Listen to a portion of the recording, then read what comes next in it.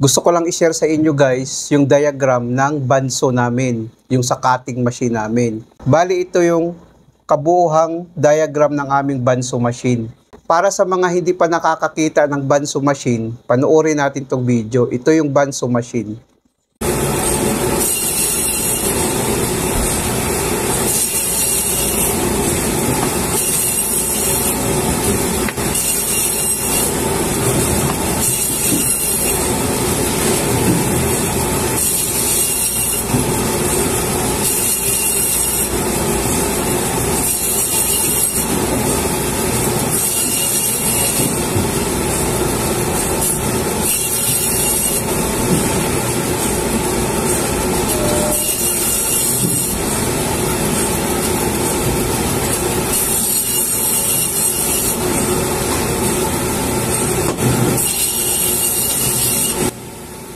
Kung makikita ninyo sa video guys, ang bandso machine namin, yun ay ginagamit namin sa pagkakat ng mga frozen meat kung makikita natin sa video. Ngayon, ito yung diagram niya. Gusto ko lang ipapakita sa inyo ang diagram. Bago natin tatalakayin ang diagram guys, alamin muna natin yung mga device na ating ginamit. Ito yung emergency switch natin or emergency push button natin. Normally close, ito na siya. Ito naman yung start push button natin, normally open, ito na siya. Ito naman yung M natin, ito na yung magnetic contactor natin, no? Ito naman yung circuit breaker natin guys, kung saan nakakabit ang line 1 at saka neutral or line 2. Tapos mayroon tayong indication lamp na pilot lamp. Ito siya, pilot lamp red. Ito naman pilot lamp na green. Ito siya guys ay sa control circuit ito. Ito naman yung sa power circuit natin, no? Ito yung 3-phase motor natin kung saan gumagana yung bandso natin. Ito yung line 1, line 2, line 3, ang power supply niya. Ito yung circuit breaker natin na 3-phase circuit breaker. Ito naman yung magnetic contact natin, no? Itong contactor na ito. Ito na yung tatlo niya, no? Magkukontak kasi yan. Pag a-activate ng contactor, guys, magkukontak yan, magkuklose ang contact niyan. Dadaloy ang kuryente ngayon para gagana yung 3-phase motor natin. So ngayon guys, bago natin pagganahin ang ating device, alamin muna natin yung function ng ating diagram. Ngayon guys, kung lagyan natin to ng power supply, ang line 1 at saka line 2, pag i-press natin tong start button guys, magkuklose ito. Gaganon siya, no? Kung makikita natin. Ngayon, ang kuryente ngayon dadaloy dito. Gumana ngayon ang magnetic contactor natin. Ito kasi yung A1, A2. Gumana ngayon ang magnetic contactor natin. Dahil gumana yung magnetic contactor natin guys, i-close to ng magnetic contactor natin. No? Ito kasi yung normally open ng magnetic contactor natin. Pag bitawan natin itong push button guys, babalik to sa normal position na naka-open.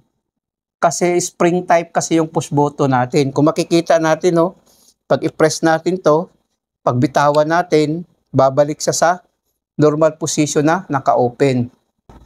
Ngayon, ang kuryente ngayon dadaloy dito, no? Gumana ngayon ang magnetic contactor, pero bago gumana itong magnetic contactor, guys, gumana muna ang pilot lamp, no? Naka-close kasi to kanina. Gumana yung pilot lamp natin na red. Ngayon, dahil gumana ang magnetic contactor natin, mag-open ito guys. Mamamatay ngayon ang pilot lamp natin na red. Ito siya. Magko-close naman ito guys, no? Ngayon, gumana naman ang green lamp natin na pilot lamp. Kung makikita natin, no? Dahil gumana ang magnetic contactor natin guys, magko-close naman ito, no? Magko-close ito.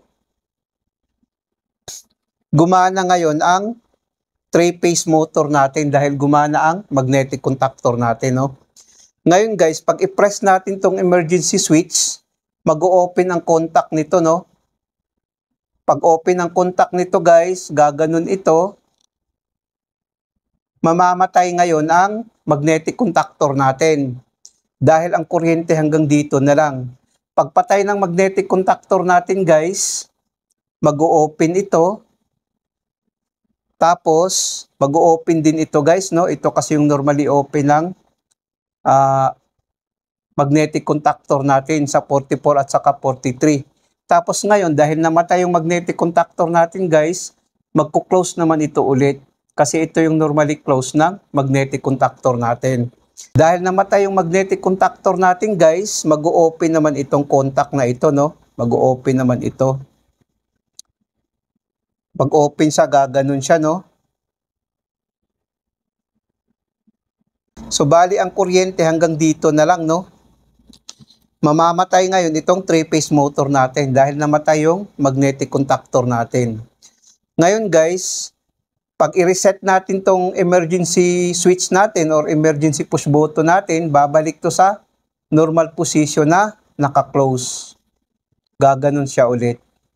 So ngayon, namatay ngayon ang magnetic contactor natin dahil ang kuryente hanggang dito lang.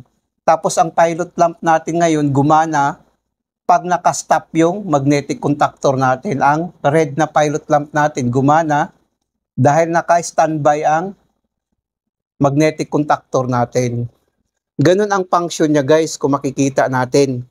Ito kasing emergency switch natin, pag i-press natin to, still pa yan naka-open yung contact. Ngayon, pag i-twist natin to guys, magko-close siya ulit. Ngayon, ang tanong dyan, Sir, bakit emergency switch ang nilagay mo, hindi yung stop button? Ang kagandahan kasi guys, sa emergency push button natin, kung sakali may problema yung banso, kasi blade kasi yon, para hindi ma-disgrasya yung operator natin, automatic kaagad niya itong i-press. Pag press niya, mamamatay kaagad ang magnetic contactor natin. Kaysa naman sa push button, so kakapain mo pa, no? Pag push button. Pero ito kasi instant. Pag may problema, i-press mo lang ganun, mamamatay kaagad yung magnetic contactor natin. Yun ang kagandahan sa emergency push button na ating ginamit.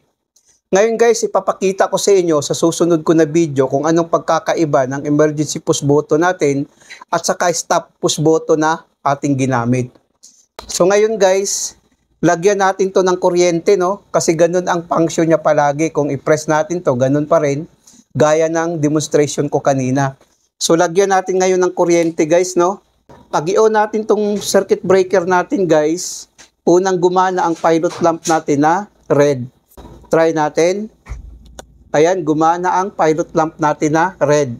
Pag i-press natin tong start button, gagana ngayon ang magnetic contactor natin, mamamatay ang red, gagana din ang green. Indication ito guys na gumana ang magnetic contactor natin. Try natin.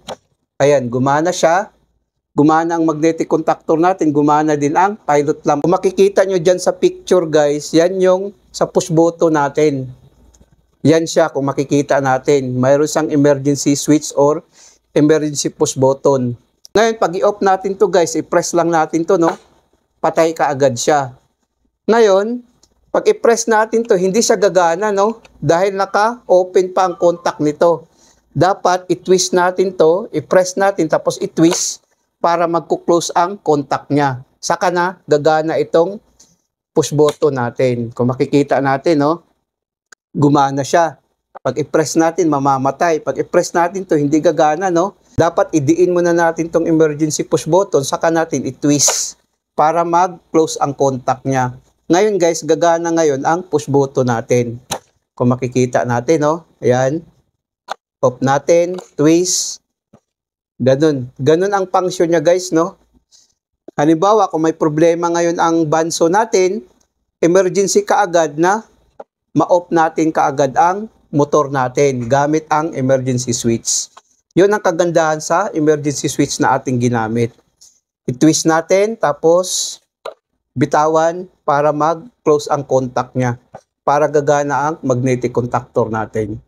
Tapos i-off natin. Sana guys, nakapagbigay ito ng konting kaalaman sa mga baguhan. Maraming salamat sa inyo guys. Hanggang sa muli.